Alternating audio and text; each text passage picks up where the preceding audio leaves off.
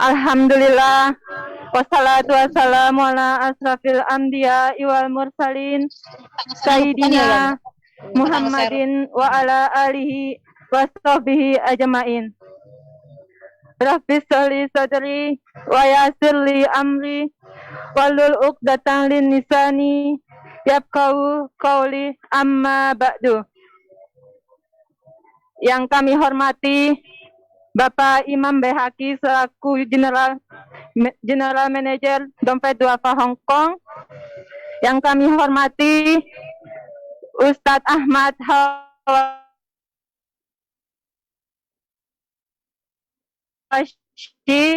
dan yang kami hormati para jamaah kajian online yang dirahmati Allah Subhanahu wa taala.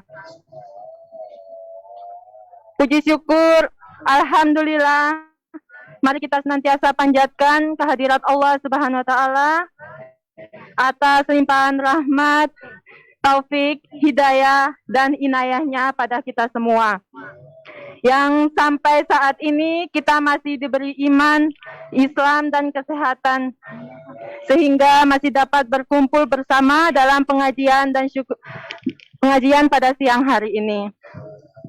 Tak lupa selawat dan salam semoga Allah senantiasa curahkan kepada junjungan kita Nabi besar Muhammad Sallallahu Alaihi Wasallam beserta keluarga dan sahabatnya, yang insya Allah kita semua kelak mendapatkan syafaat di yaumul akhir. Amin, amin, amin, Allahumma amin. Saya selaku pembawa acara akan membacakan susunan acara pada siang hari ini. Adapun susunan acaranya sebagai berikut.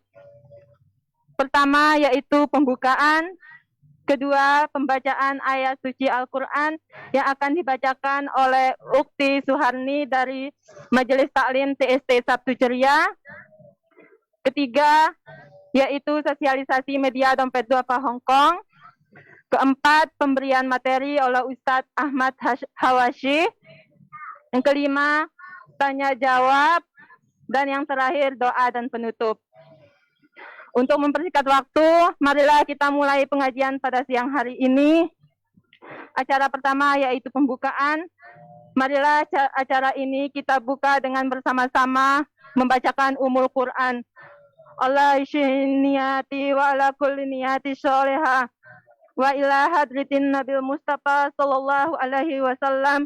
Al-Fatihah. A'udzu billahi minasyaitonir rajim. Bismillahirrahmanirrahim. Alhamdulillahirabbil alamin arrahmanir rahim. Maliki yaumiddin. Iyyaka na'budu wa iyyaka nasta'in. Ihdinas siratal mustaqim. Siratal ladzina an'amta 'alaihim ghairil maghdubi 'alaihim waladdallin. Amin. Alhamdulillah. Dilanjutkan dengan acara kedua yaitu pembacaan ayat suci Al-Quran. Kepada Ukti Suharni kami persilahkan.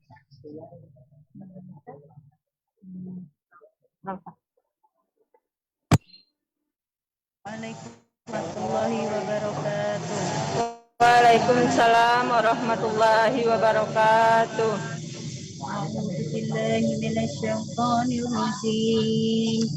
Bismillahirrahmanirrahim. Lam yakunil ladina kafaru min ahlil kitab wal musyrikin munfakina hatta tatiyahumul bayyinah. Rasulun minallahi yatlu suhufan mutahharah fiha kutubun qayyimah. وما تفرق الذي أوتوا الكتاب إلا من بعد ما جاءتهم البينة وما أمروا إلا ليعبدوا الله مخلصين له الدين حنفاء ويقيموا الصلاة ويؤتوا الزكاة وذلك دين القيمة. إن الذين كفروا من أهل الكتاب والمشركين في نار جهنم خالدين فيها شر البرية إن الذين آمنوا وعملوا الصالحات أولئك هم خير البرية جزاؤهم عند ربهم جنات عدن تجري من تحتها الأنهار خالدين فيها أبدا رضي الله عنه ورضوا عن ذلك لمن خشي ربه صدق الله العظيم. Wassalamualaikum warahmatullahi wabarakatuh. Waalaikumsalam warahmatullahi wabarakatuh. Alhamdulillah, demikian tadi bacaan ayat suci Al-Quran. Kami ucapkan terima kasih kepada Ukti Suharni. Semoga Allah Subhanahu wa Ta'ala memberikan ganjaran pahala bagi yang membaca maupun mendengarkannya. Amin. Amin. Amin. Amin.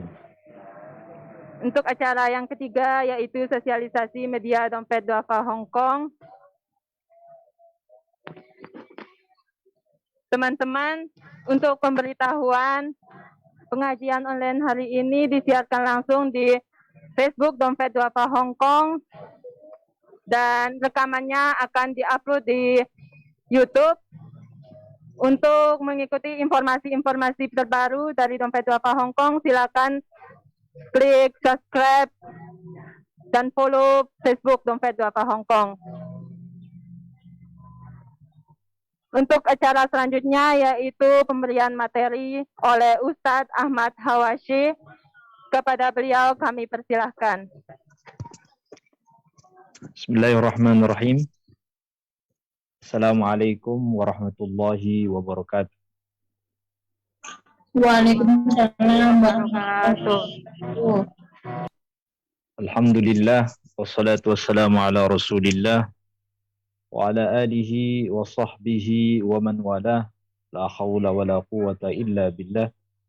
Subhanaka la ilma lana illa ma 'allamtana innaka antal alimul hakim. Rabbi shrah li sadri wa yassir li amri wahlul 'uqdatam min lisani yafqahu qawli wa saddid lisani wahdi qalbi bijahin Nabi sallallahu alaihi wasallam, amma ba'd. Para hadirin pendengar, saudari-saudariku yang ada di Hong Kong yang dirahmati Allah Subhanahu wa taala. Sebelum saya melanjutkan materi yang insya Allah akan saya sampaikan, apakah suara saya jelas untuk didengar? Jelas Ustaz. Oh, jelas Ustaz. Jelas, baik. Alhamdulillah setelah 2 tahun yang lalu saya termasuk salah satu dai yang dikirim ke Hong Kong untuk menyampaikan visi misi dari Dompet Duafa. Setelah sekian lama kembali saya menyambung silaturahmi dengan warga Indonesia atau saudara-saudara kami yang ada di sana, dan alhamdulillah dalam nuansa dan dalam silaturahmi majelis ta'lim, walaupun kita via Zoom atau via internet dan sebagainya.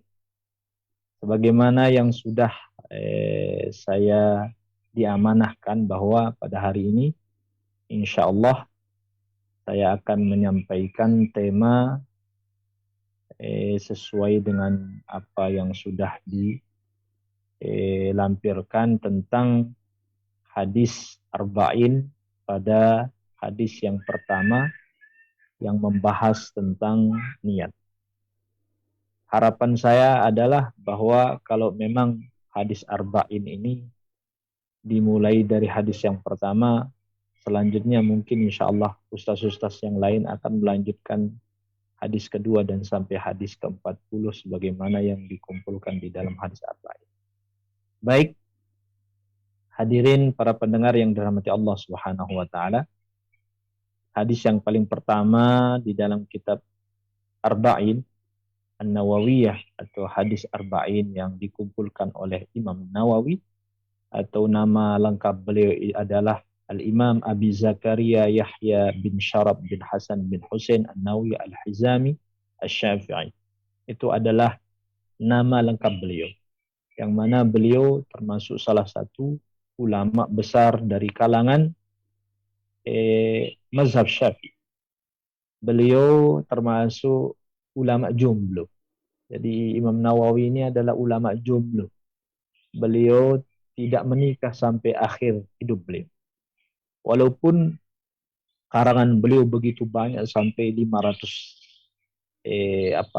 judul karangan yang beliau susun, yang beliau karang, tetapi dalam umur beliau yang singkat sekitar 40 tahun lebih beliau tidak menikah. Karena pernah ada seorang yang bertanya kepada beliau, kenapa wahai imam engkau tidak menikah? Beliau mengatakan, saya takut kalau ilmu itu menjadi cemburu kalau saya menikah. Makanya beliau lebih memilih menjadi jomblo sampai beliau meninggal. Dan beliau menikahnya dengan ilmu. Dari kalangan di antara 500 karangan beliau adalah salah satunya adalah hadis al-arba'in yang masyhur, bahkan masyhur di seluruh dunia. Hadis arba'in ini di dalamnya terkumpul 40 hadis pilihan yang memang sengaja dipilih oleh Imam Nawawi sebagai pokok-pokok dasar di dalam ajaran agama Islam. Yang pertama adalah di dalam hadis arba'in ini yang disinggung adalah tentang hadis yang berkaitan tentang niat. Kalau mungkin hadis ini sangat populer, hampir banyak sekali orang yang menghafalnya. Kalau secara redaksinya, hadis ini berbunyi innamal a'ma qala Rasulullah sallallahu alaihi wasallam innamal a'malu binniyat wa innama likulli imri'in ma nawa. Faman kana hijratuhu ila Allah wa rasulih fa hijratuhu ila Allah wa rasulih. Faman kanat hijratuhu lidunya aw imra'atin yankihuha fa hijratuhu ila ma hajara ilaihi aw kama qala sallallahu alaihi wasallam. Bahwa hadis yang pertama ini membahas tentang niat. Innamal a'malu binniyat. Segala perbuatan seseorang itu tergantung dengan niat. Wa innama likulli imri'in ma nawa. Dan setiap seseorang itu akan diberikan ganjaran pahala oleh Allah Subhanahu wa taala tergantung dengan niat. Faman kanat hijratuhu ila Allah wa rasulih fa hijratuhu ila Allah wa rasulih. Siapa orang yang berhijrah kepada Allah dan Rasulnya, maka dia tentu akan mendapatkan Allah dan Rasul. Tetapi siapa orang wa man kanat hijratuhu lidunya aw yusib wa aw imra'atin yankihuha fa hijratuhu ila ma hajara ilaihi. Tetapi siapa orang yang berhijrah untuk niat dunia atau niat untuk orang yang akan dinikahi, maka dia akan mendapatkan sesuai apa yang diniatkan di dalam hijrah. Hadis ini mempunyai asbabul wurud. Kalau Al-Quran namanya asbabun nuzul. Apa maksud asbabun nuzul? Asbabun nuzul itu adalah sebab atau peristiwa atau kejadian yang menyebabkan Al-Quran itu atau ayat di dalam Al-Quran itu turun. Tetapi kalau hadis namanya asbabul wurud atau peristiwa atau kejadian yang menyebabkan hadis itu diungkapkan oleh Rasulullah Sallallahu Alaihi Wasallam. Hadis ini mempunyai asbabul wurud. Asbabul wurudnya adalah ketika Rasulullah Sallallahu Alaihi Wasallam hijrah dari Mekah ke Madinah, ada seorang perempuan yang bernama Ummu Qais. Ada seorang perempuan yang bernama Ummu Qais ikut berhijrah bersama Rasulullah Sallallahu Alaihi Wasallam. Ternyata ada seorang laki-laki yang mencintai Ummu Qais ini. Ada seorang laki-laki yang memendam cinta kepada Ummu Qais ini, ingin menikahinya, ingin melamarnya. Tetapi ternyata Ummu Qais ini keduluan ikut berhijrah bersama Rasulullah Sallallahu Alaihi Wasallam ke Madinah.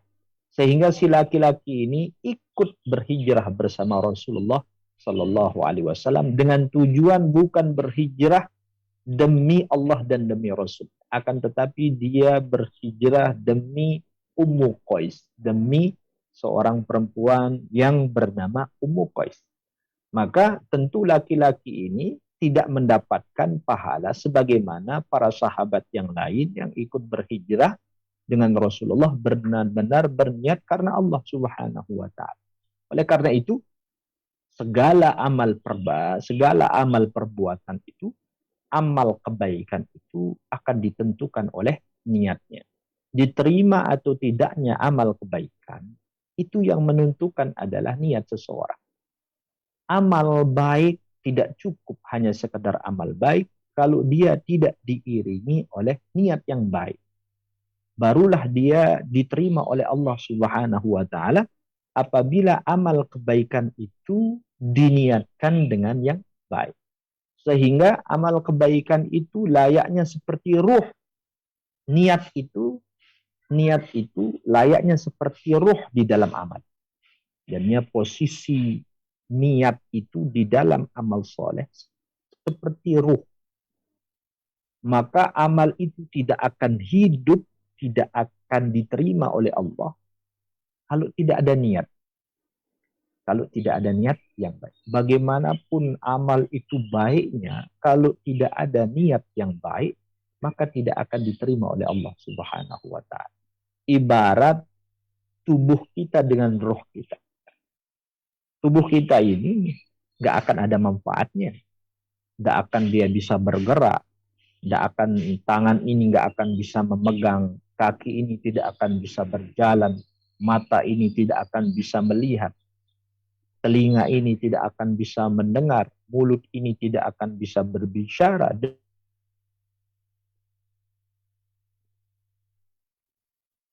Daripada niat. Niat posisinya daripada amal layaknya ruh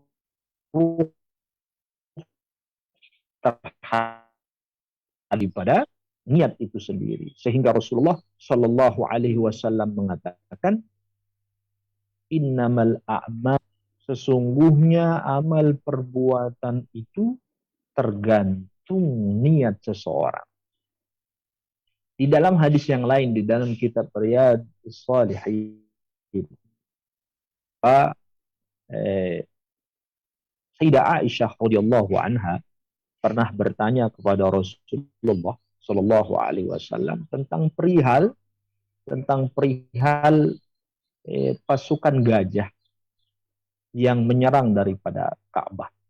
Di dalam ayat Al-Quran, alam tara kaifa fa'ala rabbuka bi ashabil fil alam yaj'al kaidahum fi tadlil wa arsala alaihim tayran ababil. Bahwa pasukan Abraha yang ingin menyerang Ka'bah waktu itu. Pasukan Abraha berangkat dari tempatnya bersama begitu banyak tentara. Dan ternyata di antara begitu banyak yang mengikuti Raja Abraha tersebut, tidak semuanya berniat untuk ikut menghancurkan Ka'bah. Karena ternyata ada orang-orang yang ikut rombongan daripada Abraha itu, niatnya ke Mekah itu bukan untuk menghancurkan Ka'bah, akan tetapi untuk berdagang. Orang berdagang. Sehingga dari dulu Mekah itu termasuk daripada pusat perdagangan. Jadi orang-orang yang mengikuti Abraha ini tidak semua berniat untuk ikut bersama Abraha menghancurkan Ka'bah. Tetapi ada orang-orang yang berniat ke Mekah. Radhiyallahu anha bertanya kepada Rasul, sedangkan ketika Allah Subhanahu wa taala termihim bihijaratin min sijil, ketika Allah Subhanahu wa taala mengutus daripada burung-burung yang melempar mereka sehingga mereka hancur lebur, dan orang-orang yang sebenarnya tidak ikut menghancurkan Ka'bah pun ikut mati bersama pasukan Abraha. Sayyidah Aisyah bertanya, lalu bagaimana ya Rasulullah seperti itu? Maka Rasulullah mengatakan, yub'atsuna ala niyatihim. Kelak mereka ketika dibangkitkan, maka yang menentukan golongan apakah mereka termasuk golongannya Abraha yang dikutuk oleh Allah Subhanahu wa taala, yang dihancurkan oleh Allah Subhanahu wa taala, atau golongan yang lain? Tergantung bagaimana niat mereka. Artinya apa? Yub'atsuna ala niyatihim, mereka akan dibangkitkan oleh Allah Subhanahu wa taala dengan niat mereka masing-masing. Yang niat menghancurkan Ka'bah bersama Abraha, maka dia akan dikumpulkan bersama Abraha. Yang niatnya tidak untuk menghancurkan, hanya sekedar berdagang, tidak ada niat untuk menghancurkan Ka'bah pun demikian. Oleh karena itu, niat itu begitu penting. Niat itu begitu penting. Sehingga kita dianjurkan untuk memperbanyak niat. Begitupun mbak-mbak yang ada di sana, saudari-saudari saya yang ada di sana, agar memperbaiki daripada niatnya. Kenapa? Karena setiap niat itu akan diberikan ganjaran pahala oleh Allah Subhanahu. Kenapa kita disuruh memperbanyak niat? Dalam satu amalan kita disuruh memperbanyak. Kenapa? Karena setiap niat itu akan diberikan ganjaran oleh Allah Subhanahu wa taala. Misal mbak-mbak di sana niat kerja. Niatkan yang banyak, bukan hanya sekadar berniat untuk memenuhi kebutuhan hidup. Kalau kita hanya sekedar berniat untuk memenuhi kebutuhan hidup, maka hanya satu pahala niat yang akan kita diberikan oleh Allah. Sedangkan kalau kita saya niat bekerja untuk memenuhi kebutuhan hidup, saya niat bekerja untuk menopang ibadah saya niat hidup untuk membiayai keluarga saya niat hidup untuk memberikan nafkah bagi orang tua saya, anak-anak saya niat kerja karena Allah Subhanahu wa taala, saya niat kerja untuk supaya saya tidak jatuh kepada kemiskinan dan banyak sekali. Ketika kita mengucapkan banyak niat, maka ketahuilah setiap niat itu akan diberikan ganjaran oleh Allah Subhanahu wa taala. Maka kata para ulama, perbanyaklah niat. Karena niat itu akan diberikan ganjaran pahala dan mempunyai keberkahan masing-masing di hadapan Allah Subhanahu wa taala. Dan dalam niat itu ada hidayah dan taufik Allah Subhanahu wa taala yang akan diberikan bagi orang-orang yang memperbanyak niat. Maka perbanyak niat, karena niat itu tidak membutuhkan tenaga. Niat itu hanya membutuhkan daripada hati yang teguh dan lisan yang mengucapkan. Tidak butuh kita keluar keringat untuk mengucapkan niat. Tetapi niat itu adalah hal yang sederhana tetapi sangat menentukan. Niat itu hal yang sangat sederhana tetapi menentukan. Rusak atau tidaknya sebuah amal akan dihitung oleh niatnya, akan ditentukan oleh niat. Baik atau diterimanya sebuah amal ditentukan oleh niatnya. Maka niat secara sederhana terlihat sepele, akan tetapi sangat sangat menentukan bagi amal ibadah seorang hamba. Oleh karena itu, Al-Imam Ahmad bin Hanbal, beliau mempunyai anak bernama Abdullah. Abdullah ini beliau pernah berkata kepada abahnya, Imam Ahmad bin Hanbal, salah seorang imam mazhab di antara 4 mazhab.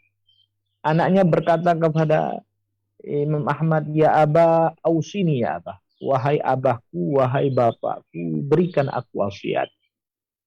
Maka Imam Ahmad bin Hanbal mengatakan, ya bunayya anwil khair. Wahai anakku, berniatlah yang baik. Fa innaka la tazalu bi khairin ma nawaital khair.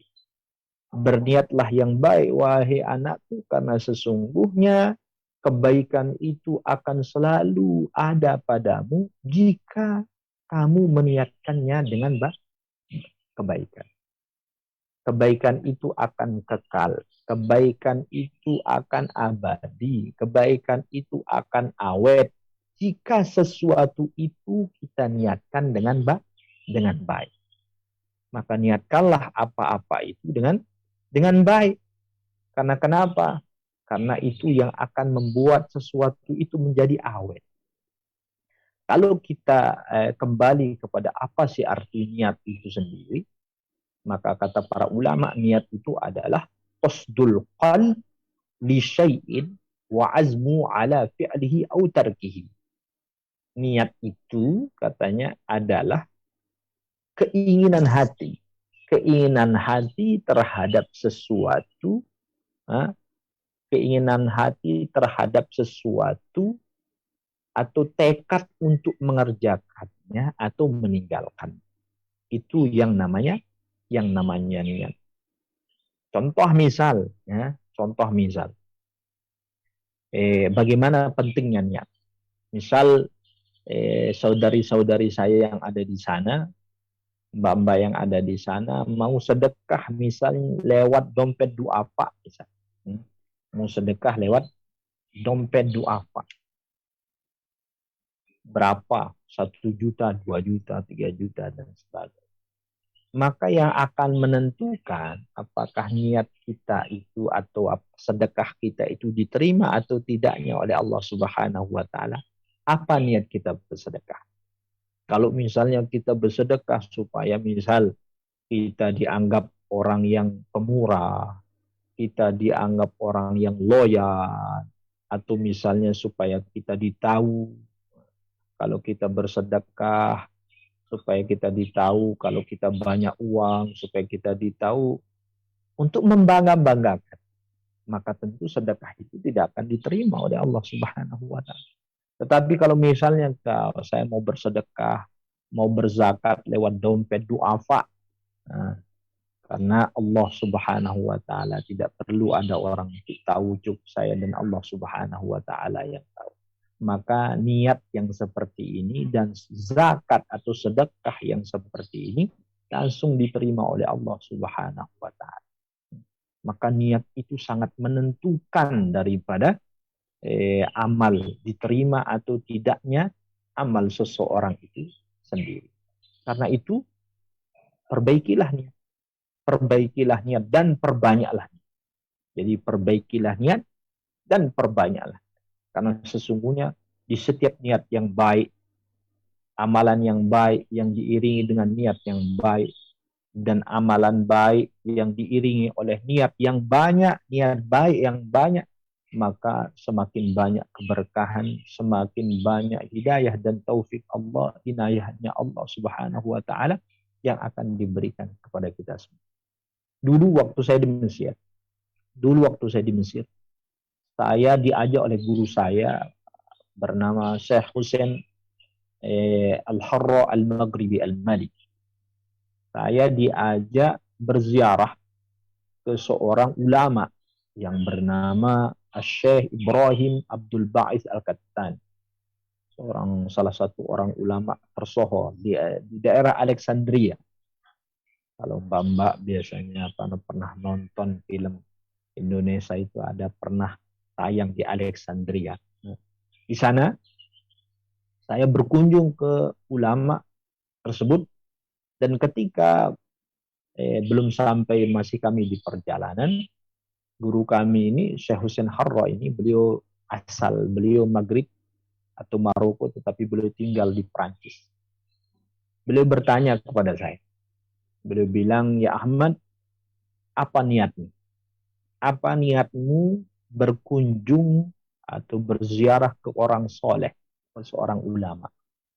Maka saya bilang bahwa saya niat supaya saya dapat berkah. Saya niat supaya saya dapat berkah. Maka beliau mengatakan, "Kenapa kamu miskin sekali?" kata beliau. "Ya Ahmad, anta miskin," katanya. "Kamu kok miskin sekali? Kasihan sekali kamu.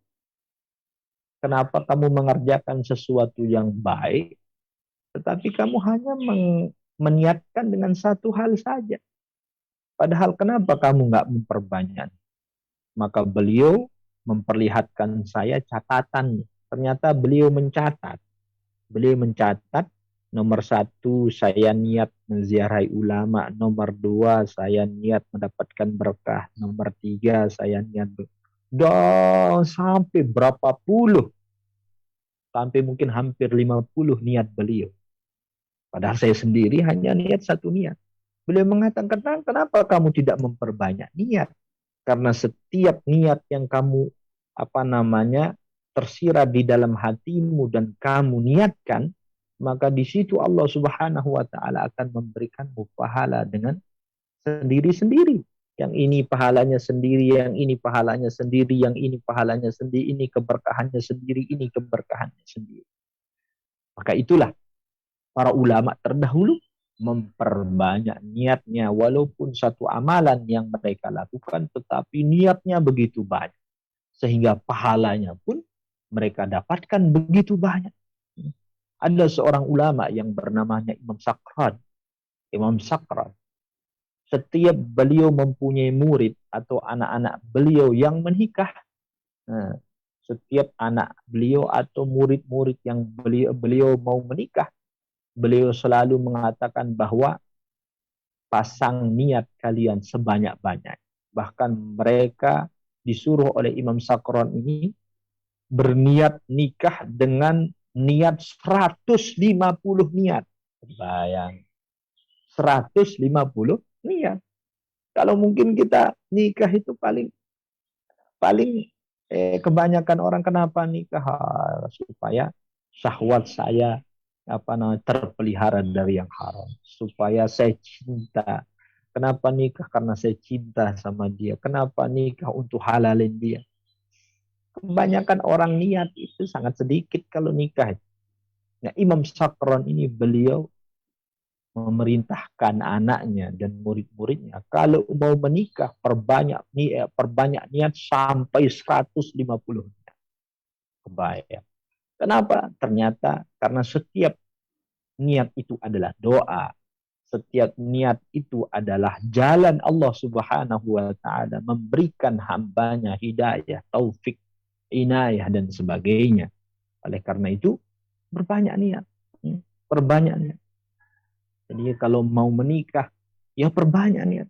Saya niat untuk menjaga diri saya niat untuk menjalani sunnah Rasulullah, saya niat. Sehingga dengan niat itu kita akan terpelihara.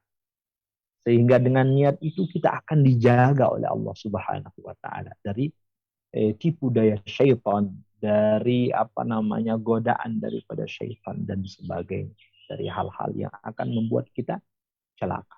Maka niat begitu menentukan bagi amal perbuatan seseorang, sehingga satu niat, satu kebaikan yang diiringi dengan niat yang banyak, maka Allah Subhanahu wa taala akan memberikan ganjaran yang luar biasa.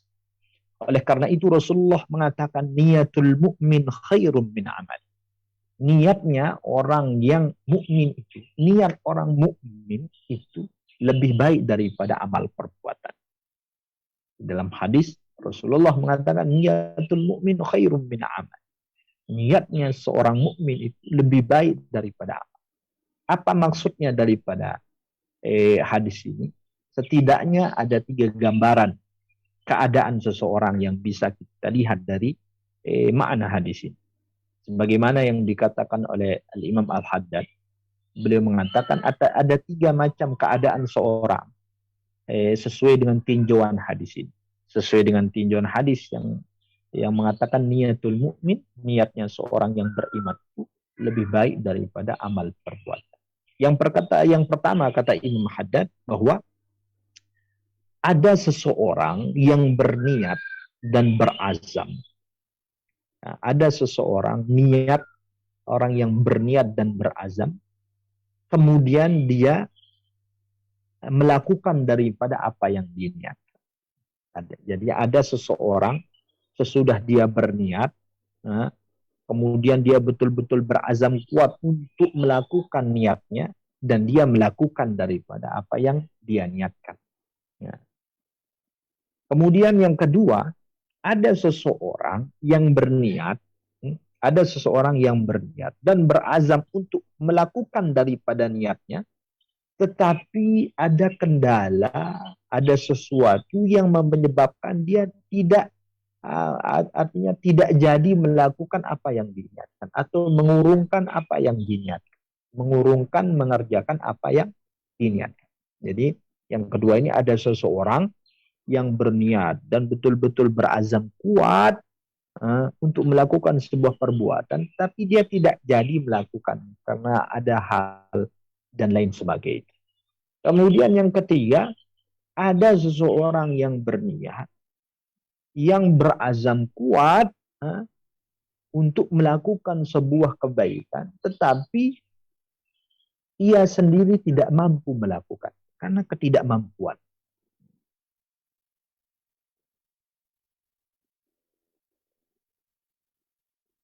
Seseorang, jika kita mengambil gambaran daripada hadis yang mengatakan niatul mukmin, niatnya seorang yang beriman itu lebih baik daripada amal. Maka kata Imam Haddad, maka yang pertama, golongan yang pertama, yaitu golongan orang yang berniat, kemudian dia melakukan apa yang betul-betul dia niatkan.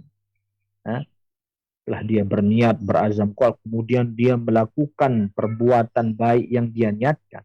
Misalnya nih ibu-ibu, saya berniat nih, saya harus berzakat, harus berzakat lewat dompet duafa, misalnya. Harus saya ingin menyambung kebaikan saya melalui dompet duafa. Dia betul-betul berniat, berazam, kemudian dia melakukannya. Maka kata Imam Haddad, orang ini tergolong dari golongan hadis yang dikatakan oleh Rasulullah Sallallahu Alaihi Wasallam, wa in hamma biha fa'amilaha kataballahu indahu 10 hasanatin ila 700 dhi'fin ila adha'afin katsira. Maka orang yang golongan pertama ini, sabda Rasulullah, dia masuk kepada kategori orang yang berniat kemudian dia melakukan apa yang diniatkan, maka dia akan diberikan ganjaran oleh Allah mulai dari 10 kebaikan kemudian sampai dilipatkan sampai 700 kali kebaikan ila adha'afin katsira, bahkan sampai lipat ganda yang lebih banyak lagi yang akan diberikan oleh Allah Subhanahu wa taala. Itu bagi orang yang berniat kemudian dia betul-betul melaksanakan apa yang dia niatkan. Artinya dia betul-betul setelah dia berniat, dia melakukan perbuatan amal kebaikan tersebut. Nah, kemudian yang kedua, golongan yang kedua tadi, ada seorang yang berniat dan betul-betul berazam kuat untuk melakukan suatu perbuatan, tapi dia urung, tidak jadi melakukannya. Karena mungkin beberapa faktor dan sebagainya. Saya berniat zakat tahun ini lewat dompet duafa. Saya berniat begini sedekah lewat dompet duafa. Ternyata tiba-tiba ada telepon dari rumah. Rumahnya kalau misalnya ada keluarganya membutuhkan uang dan sebagainya, akhirnya dia tidak jadi ngirim uang dan akhirnya dia tidak jadi bersedekah, berzakat dan sebagainya. Maka golongan yang tersebut, kata Imam Al-Haddad, beliau masuk kepada kategori sabda Rasulullah Sallallahu Alaihi Wasallam yang mengatakan, "Faman hamma bihasanatin falam ya'malha, katabahallahu indahu hasanatan kamilatan." Maka siapa orang yang sudah berniat, betul-betul berniat untuk melakukan kebaikan, kemudian dia tidak jadi melakukan kebaikan tersebut, maka Allah Subhanahu wa taala akan menuliskan daripada satu kebaikan yang akan diberikan oleh Allah Subhanahu wa taala. Itu untuk golongan yang kedua. Kemudian ada golongan yang ketiga. Ada seorang yang berniat, betul-betul dia berniat, berazam, betul-betul dia ingin melakukan daripada apa yang diniatkan, tetapi ternyata dia tidak mampu melakukan. Dia tidak mampu melakukan.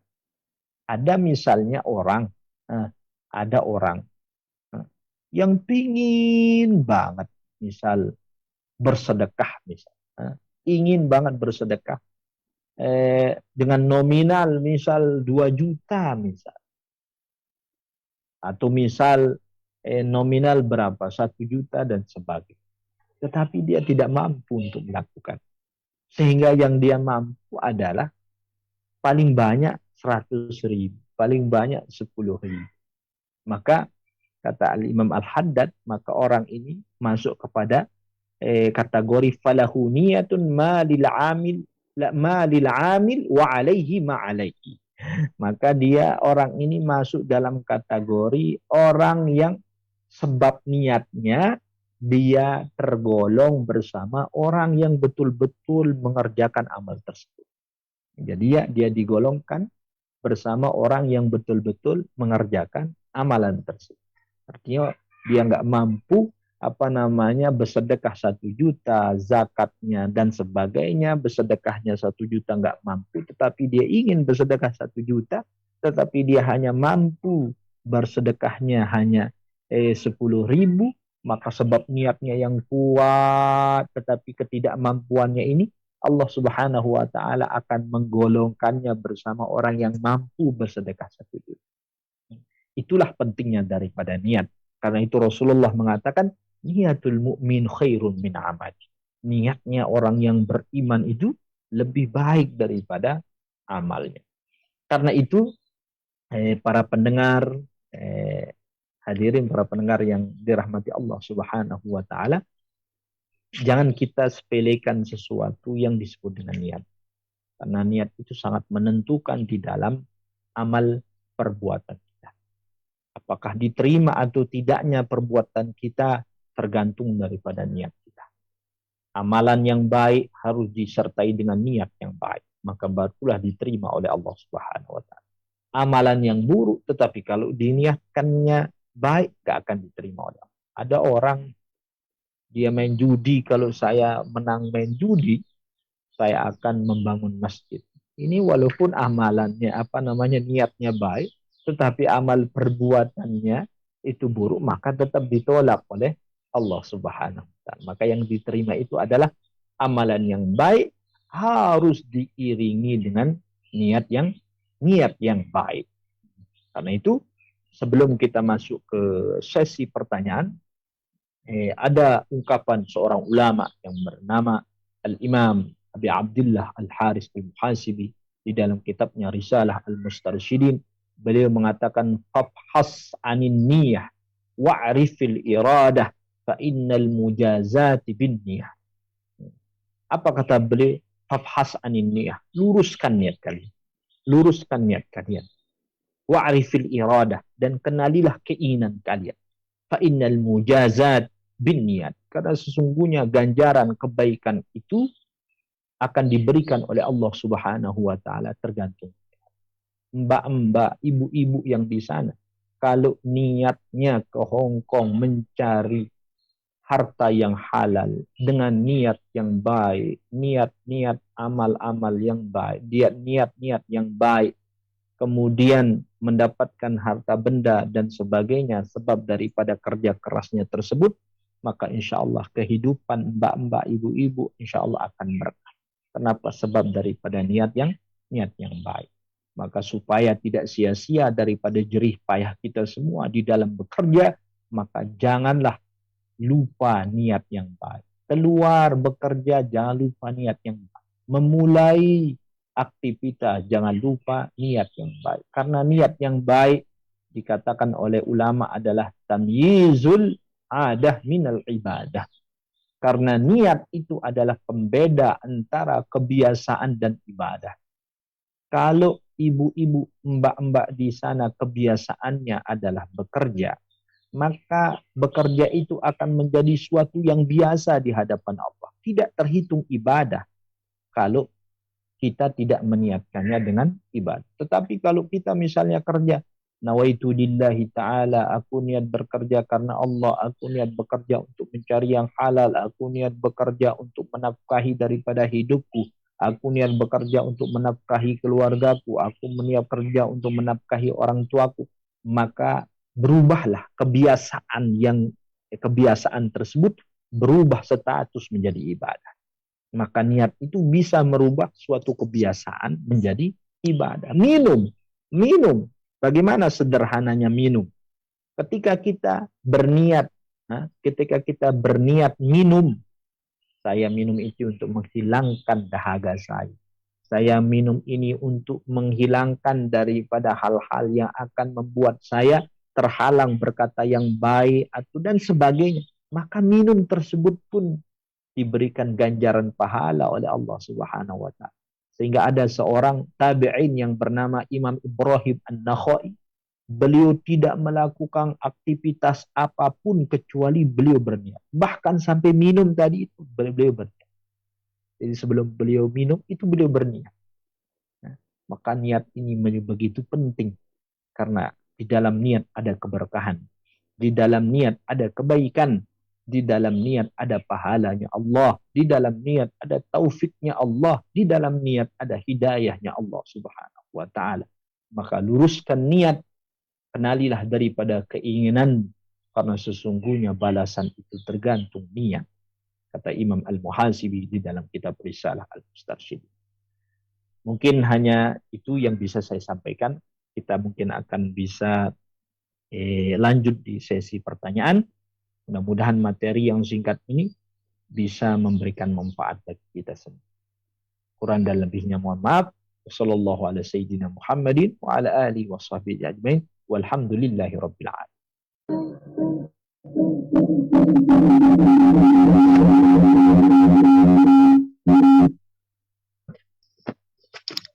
Alhamdulillah.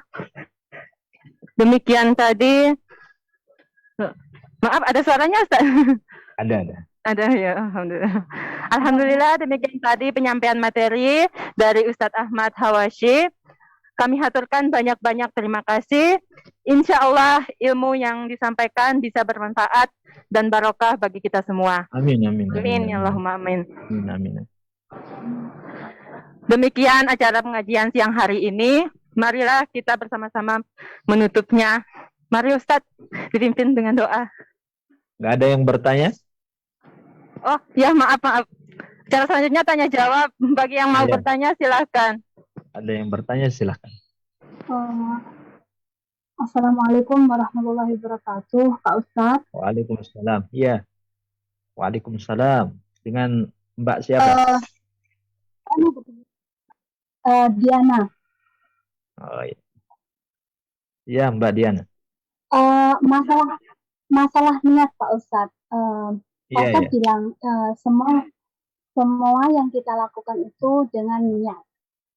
Sekarang begini Pak Ustadz, misalkan kita berniat kan, yang seperti Pak Ustadz bilang, kita berniat untuk beramal misal ke masjid atau ke musola. Terus ketika saat itu kita mempunyai musibah gitu. Apakah niat itu termasuk janji atau nazar atau tidak gitu loh Pak Ustadz? Jelas nggak pertanyaan saya? Maaf. Coba diulang Mbak. Misalnya kalau kita ke musola atau masjid terus? Enggak gini. Misalkan kita berniat untuk menyumbang sesuatu ke masjid, atau kita menyumbang sesuatu ke musola. Iya. Terus ketika itu kita habis gajian, kita bilang ke keluarga, nanti ini uangnya yang saya kirim kasihkan ke masjid sekian dan ke musola sekian, nanti juga ke anak yatim sekian, misalnya seperti itu. Nah, ketika saat itu keluarga kita punya musibah, terus akhirnya kan uang yang kita ingin bagi-bagikan itu akhirnya nggak kesampaian gitu loh. Akhirnya uang itu diberikan kepada keluarga kita yang dapat musibah, terus kebutuhan juga. Apakah pertanyaannya, apakah niat itu janji atau sebuah nazar atau tidak? Iya. Niat tersebut tidak termasuk daripada nazar. Niat tersebut tidak termasuk daripada nazar. Karena nazar itu harus jelas ungkapan. Saya bernazar untuk menyumbang. Ketika orang mengatakan saya bernazar untuk menyumbang, maka dia harus wajib hukumnya. Kalau tidak, dia akan kena daripada kafarah atau denda. Dia akan kena. Tetapi kalau misalnya hal seperti itu hanya sekedar kalau sekedar niat, dia mungkin akan masuk kepada golongan yang kedua tadi, bahwa saya tadi sudah terangkan, kalau ada orang yang berniat dan berazam kuat untuk melakukan sebuah amal kebaikan, kemudian ternyata ada hal yang mengurungkan hal tersebut, maka dia akan ditulis satu kebaikan oleh Allah Subhanahu. Maka itu tidak termasuk nazar maupun tidak termasuk janji. Nah, jadi ibu bisa bisa melaksanakan di suatu hari, entah kapan ibu mempunyai rezeki atau kelebihan uang dan sebagainya. Jadinya itu Bu Diana bukan termasuk nazar dan juga bukan termasuk janji. Tetapi kalau bisa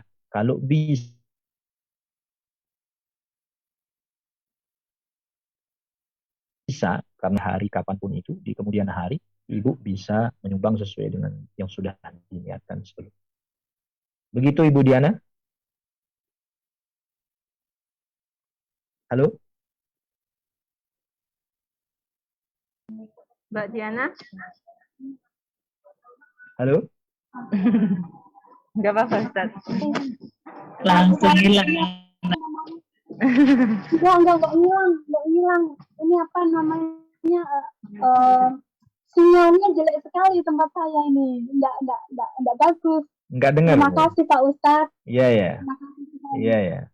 Iya Bu Diana. Ya, ini Pak Ustadz dengar saya dengar. Dengar ya? Terima kasih. Iya, sama-sama. Sama-sama, Mbak. Ya, monggo ada yang lain. Sekaligus nama.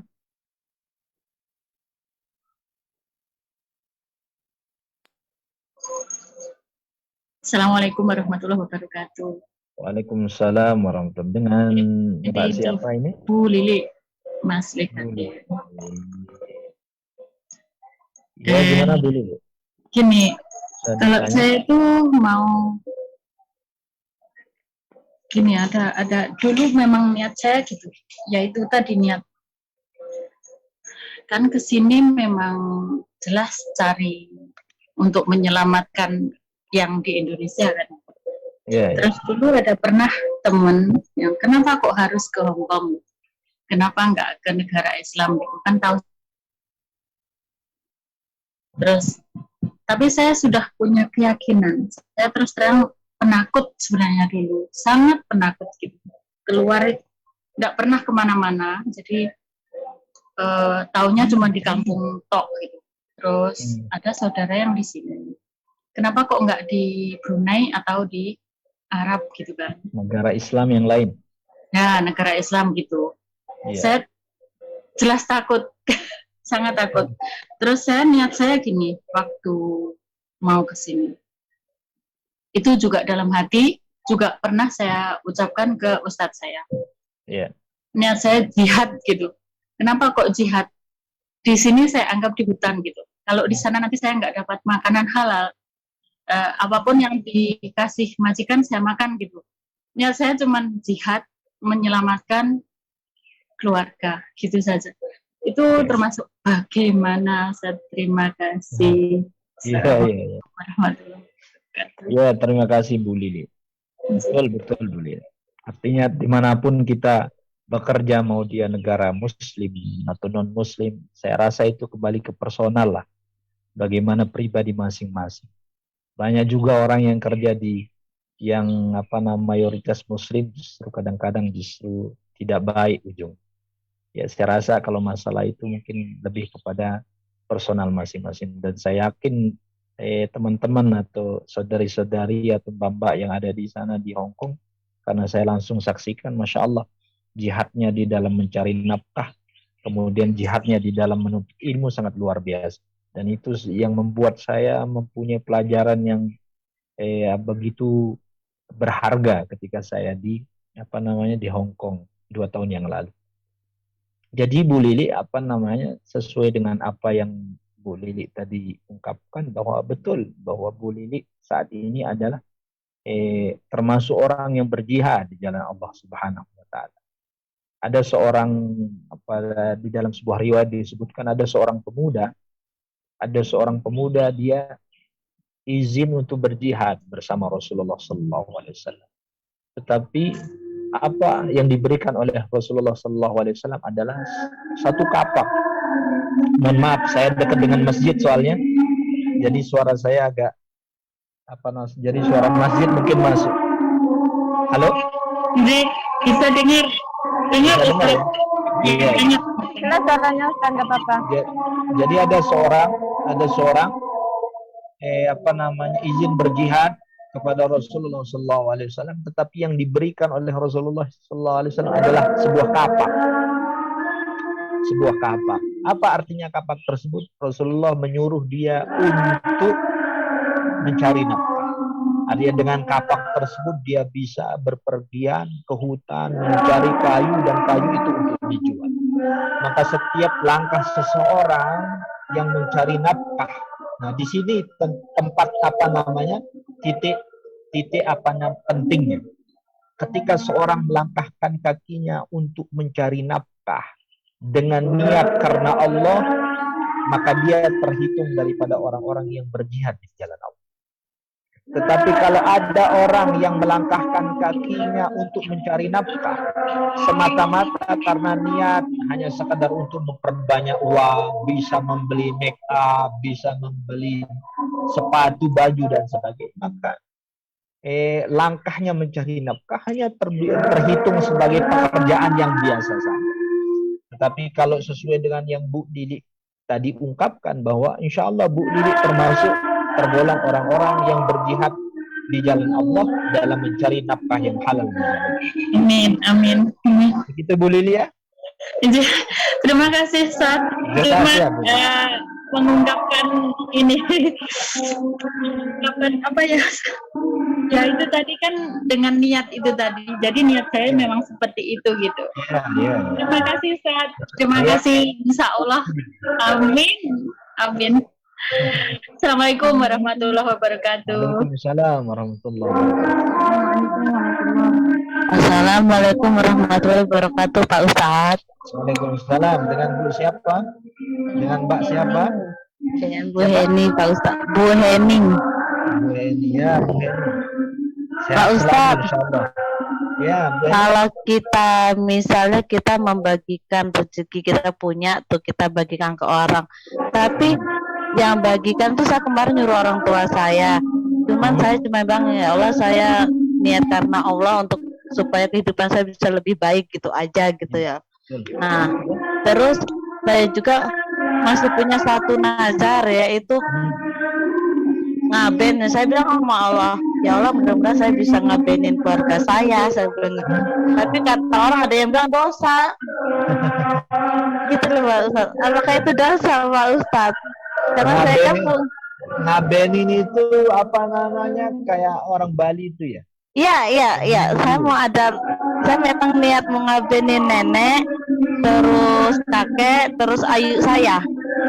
Karena saya mau alaf Pak Ustadz. Oh iya. Jadi itu dosa ya Pak Ustadz ya? Baik Ibu Heni. Ibu Heni dari mana? Dari Bali.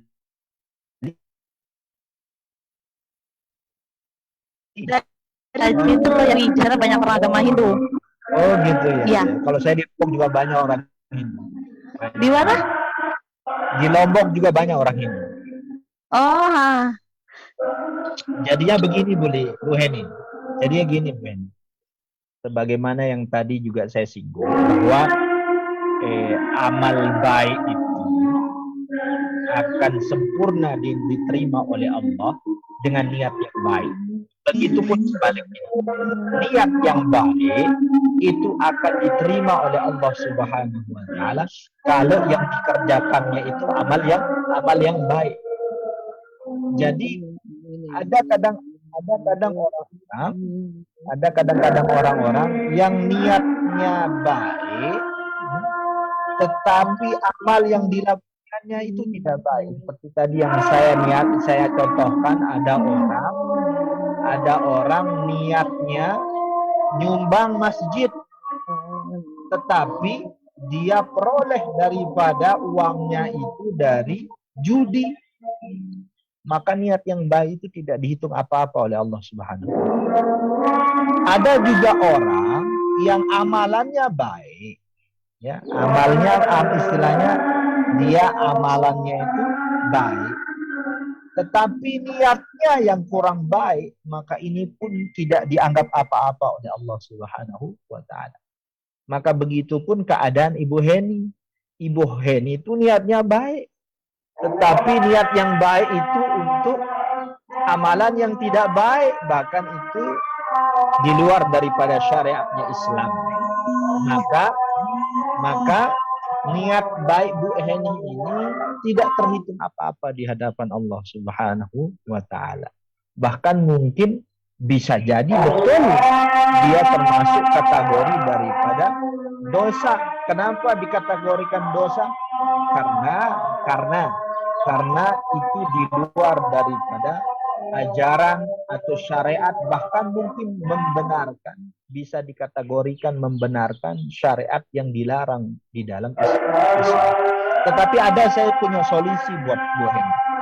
Saya punya solusi buat Bu Heni. Halo? Ya, Ustaz, yang masih dengar Pak Ustaz. Saya punya solusi buat Ibu Heni. Gimana Pak Ustaz? Saya punya solusi supaya Ibu Heni tidak salah di dalam mengerjakan sesuatu padahal niatnya baik.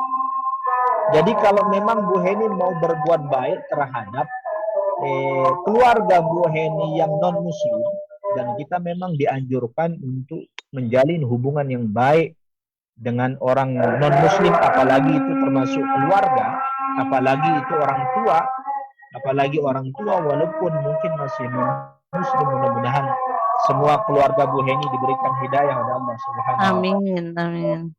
Tapi saya punya solusi buat Bu Heni. Kalau Ibu Heni mau berbuat baik, ya cukup dikasih uang saja.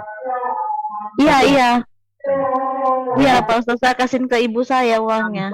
Tanpa berniat untuk yang lain. Paham nggak Bu Heni? Paham. Jadi lebih baik Ibu Heni kasih saja, tanpa berniat, misalnya tadi untuk membantu ngaben dan sebagainya, tanpa berniat seperti itu. Jadi itu Ibu Heni aman,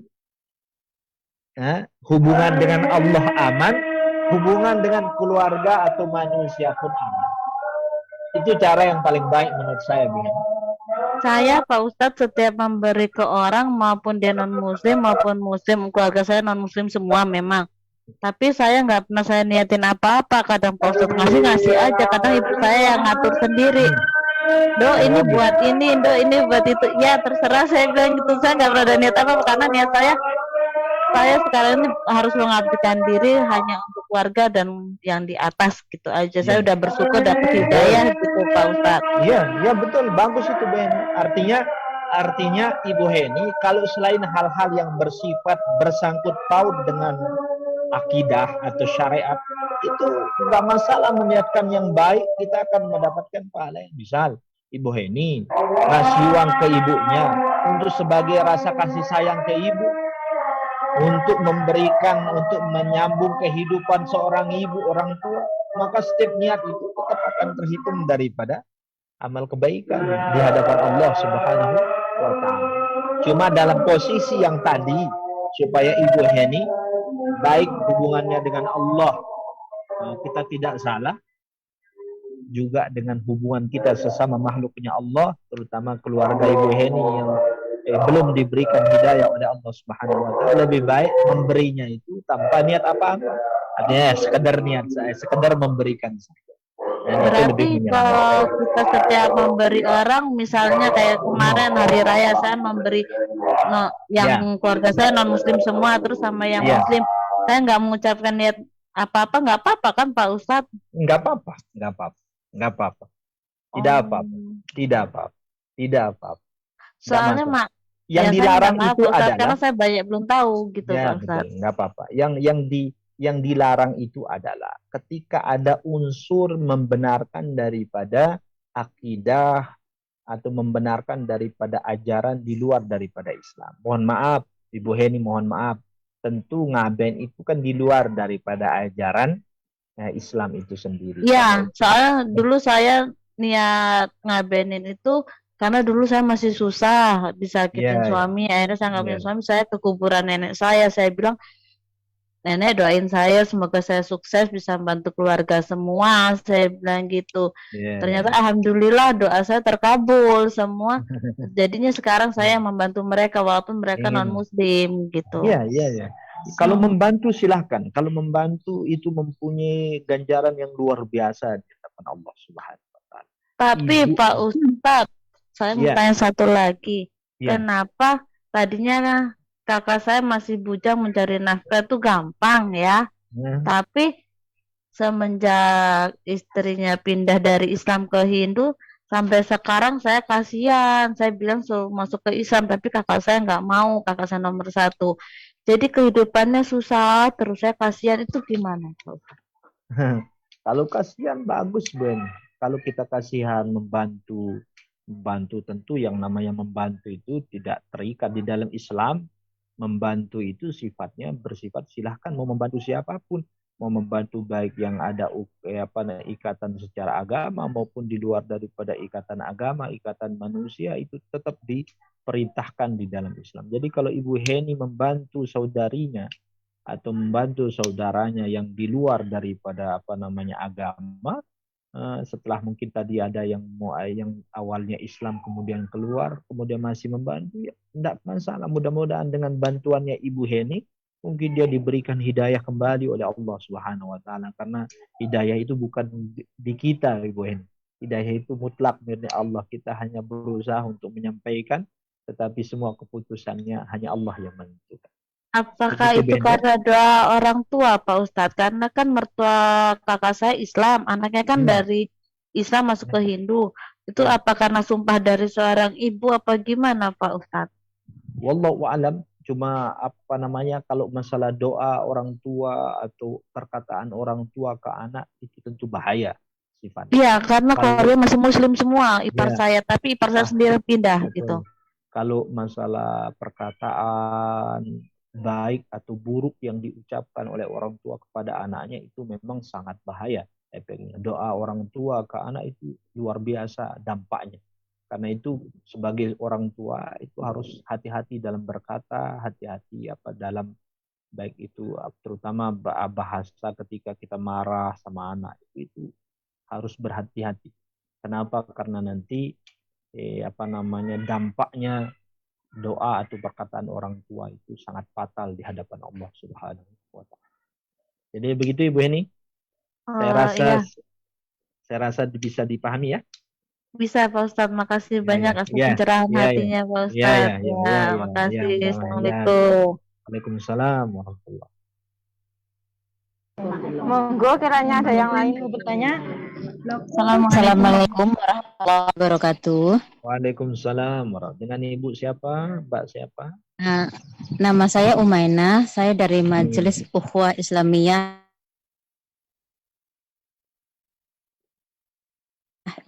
Yunlong. Alhamdulillah, musim Siapa panas lupa? Pak Ustadz. Siapa namanya Ibunya yang di Yunlong yang biasa bawa kami dulu? Ibu Mira. Iya. Itu iya, dulu, sekarang ketuanya udah ganti, namanya Ibu Wana. Oh, iya. Ya, ya Bu. Gimana Bu? Ya. Ada yang Pertanyaan bisa saya, jawab atau bagaimana cara kita istiqomah dengan niatan kita yang baik? Misalkan pengen niat memperbaiki sholat gitu, sholat dengan 5 waktu dengan tepat, sholat 5 waktu dengan tepat waktu. Tapi kadangkala kalau kita udah pas waktunya mau sholat, ada aja kerjaan yang harus kita lakukan.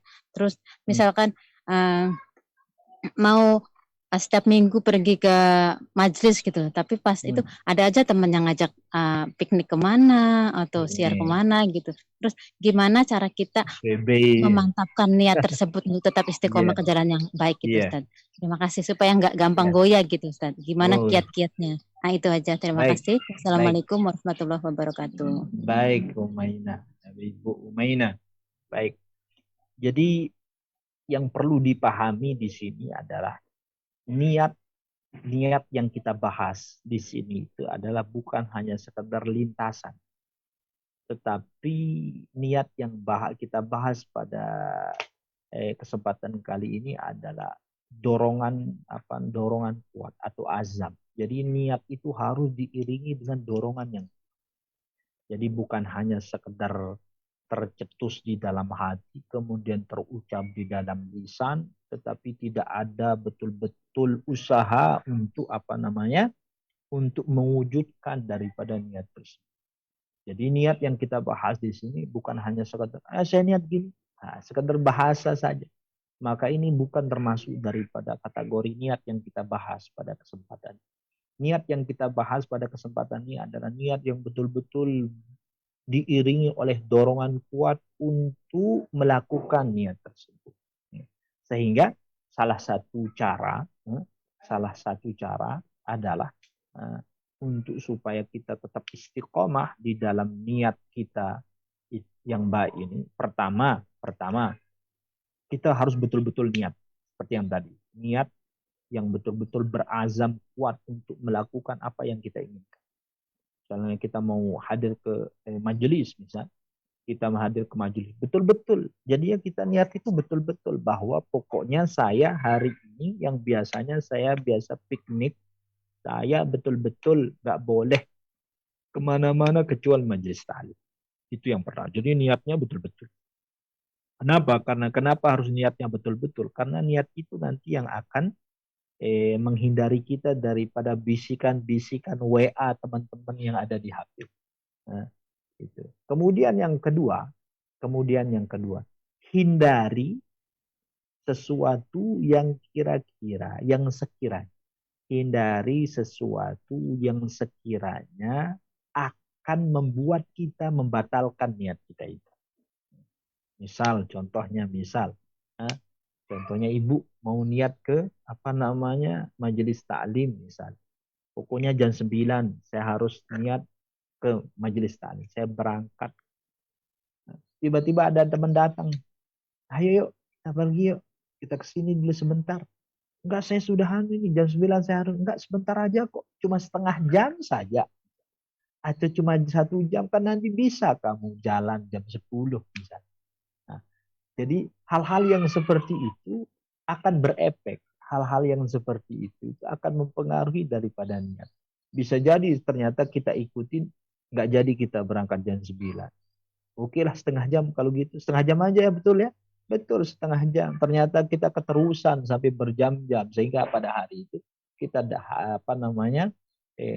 batal hadir di majelis taklim. Jadi yang kedua adalah hindari sesuatu yang sekiranya akan merusak daripada niat tersebut. Yang ketiga, untuk memantapkan daripada niat itu, bertemanlah dengan orang yang mendukung niat kita. Jadi yang ketiga itu berteman dengan orang yang akan mendukung niat kita. Jadi kalau kita maunya istiqomah, niat kita istiqomah untuk ngaji, artinya betul-betul niat itu kita lakukan, maka cari teman-teman yang mendukung niat itu. Cari teman-teman yang ngaji.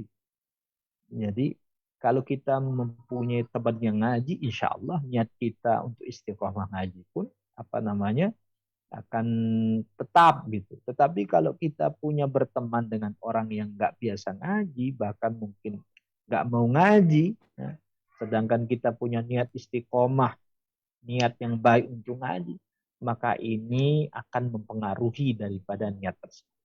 Jadi Ibu Umainah, yang ketiga itu ibu harus mencari teman-teman yang istiqomah ngaji untuk mendukung niat baik kita tetap ngaji atau mengerjakan hal-hal niat yang kita yang baik. Karena kata Rasulullah, sabda Rasul, al-mar'u ma'adini khalidihi. Seseorang itu akan bersama seseorang itu tergantung daripada keyakinan atau kebiasaan temannya. Kebiasaan temannya apa, maka orang itu akan ikut dengan kebiasaan temannya tersebut. Jadi teman itu sangat mempengaruhi untuk meluruskan istiqomah di dalam niat kita. Jadi 3 hal itu Ibu ya. 3 hal itu untuk membantu kita di dalam istiqomah mengerjakan niat yang sudah kita niatkan baik. Saya kira itu, Ibu. Terima kasih banyak. Ya, Ibu. Jelas ya? Assalamualaikum.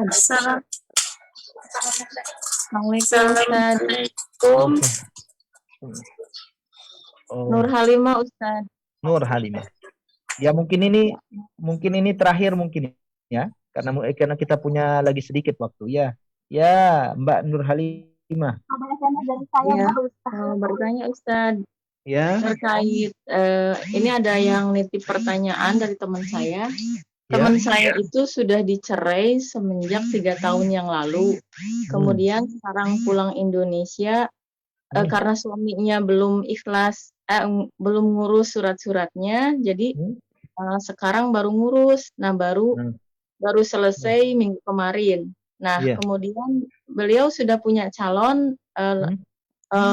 Apakah diperbolehkanlah untuk diperbolehkan nikah atau tidak ya? Kalau seperti itu. Terima kasih Ustaz. Assalamualaikum warahmatullahi wabarakatuh. Jadi kalau sudah seperti keadaannya seperti itu, si wanita sudah boleh menikah. Jadi sudah boleh menikah. Karena dia sudah di luar daripada ketentuan-ketentuan yang ada di dalam pernikahan. Dan dia sudah termasuk orang yang bebas. Ketika cerai, ketika bercerai apakah itu bercerai yang bisa rujuk kah, atau misal bercerai, apalagi bercerai yang tidak bisa rujuk. Bercerai yang bisa rujuk pun kalau sudah lebih daripada masa iddahnya, maka dia boleh menikah dengan laki-laki lain. Apalagi ini 3 tahun, ini udah kelebihan iddahnya ini. Jadinya Mbak Nur Halimah, walaupun secara negara dia belum bisa diputuskan karena belum mengurus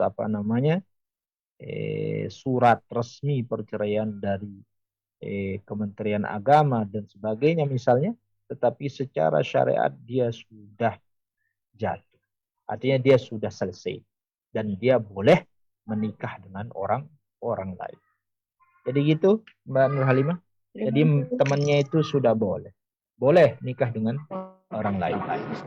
Ya. Nah Ustadz, ada satu lagi yang mau bertanya dari TSD Sabtu Ceria. Oh ya. Ceria selalu insya Allah. Amin. Insya Allah, amin ya rabbal alamin. Assalamualaikum Ustadz. Waalaikumsalam. Dengan Mbak Ya, siapa? saya Mbak Suharni dari TSD Sabtu Ceria. Nggih. Mau tanya Ustadz perihal hak waris. Misalnya kita menerima tanah hibah dari saudara kita diberi hibah. Nah, untuk keturunan anak kita nanti, tanah hasil hibahan itu apakah boleh dibagi waris untuk anak cucu kita selanjutnya, atau berhenti cukup sampai si penerima hibahnya saja? Terima kasih Ustadz. Ya. Hibah itu hadiah. Hibah itu hadiah. Jadi misalnya kalau ibu menerima hadiah, berarti hadiah itu sudah milik ibu. Jadi kalau ibu mau mau mewariskan setelah itu, ya itu terserah, atau mau menghibahkan lagi terserah. Jadi ketika sesuatu itu sudah dihibahkan, kepada Mbak, maka sesuatu itu hak mutlak milik Mbak. Mbak mau hibahkan, Mbak mau wariskan setelahnya, itu urusannya. Terima kasih sekali Ustaz. Assalamualaikum. Waalaikumsalam warahmatullahi wabarakatuh.